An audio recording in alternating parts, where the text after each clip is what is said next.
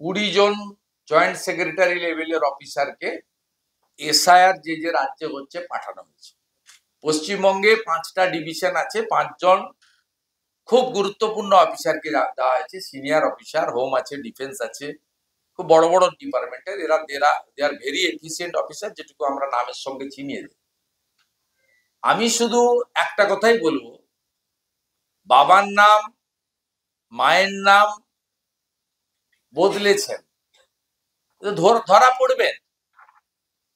অনেক বিএলও জানেন না তার ফর্মকে ফিল আপ করে দিয়েছে, আইপ্যাকের লোকেরা ফিল আপ করে দিয়েছে। আপনি দেখছেন না তত্তর করে মৃত এবং শিফটিং অদৃশ্য ভোটারের সংখ্যা বাড়ছে। আপনারাই গল্প করেছিলেন মাত্র 27.5 লক্ষ, কোথায় 1 কোটি। আপাতত বলছেন এখন 56 লক্ষ পেরিয়ে গেল, T20-র মতো। এদের আশা অনেক আগে উচিত ছিল। বাংলাদেশি মুসলমানদের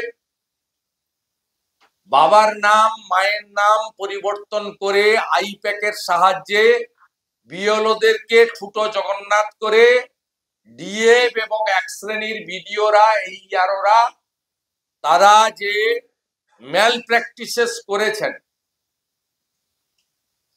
এন্ট্রির ক্ষেত্রে, এটা সবচেয়ে বড় দুর্নীতি বলে আমার মনে হয়েছে। এবং এই দুর্নীতি লুকিয়ে রাখা যাবে না। আধুনিক প্রযুক্তির যুগে ইলেকশন কমিশনের যদি সদিচ্ছা থাকে, হাতে নাতে ধরা পড়বে।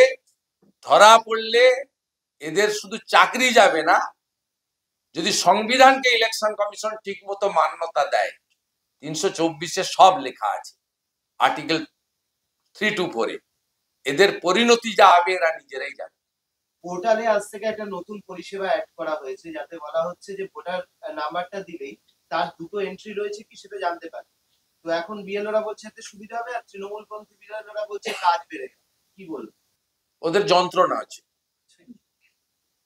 এই যন্ত্রণার কোনো ওষুধ নেই, এই যন্ত্রণার কোনো ওষুধ নেই। খুব কষ্ট। ওরা যে অ্যাসাইনমেন্টটা নিয়েছিল যে মাননীয় ম্যাডাম আপনার কোনো চিন্তা নেই, আমরা সব ঠিক করে দেব।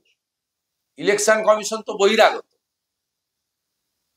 আমরা তো আপনার বাড়ির ছেলে, আমরা সব ঠিক করে দেবো। এখন ঠিক করতে পারছেন না। ইলেকশন কমিশনও প্রথমটা লাটাইতে একটু সুতো ছেড়ে দিয়েছিল, এখন গুটাচ্ছে আস্তে আস্তে।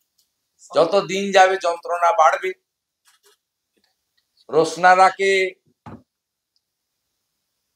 রোশনারা বিবিকে রোজিনা বিবি, জামালের বাবাকে কামাল, কামালের বাবাকে আশরাফুল, আশরাফুলের বাবাকে গাজীকুল, গাজীকুলের বাবাকে হাদিকুল, সব বদরক্ত আস্তে আস্তে বেরোতে শুরু করবে।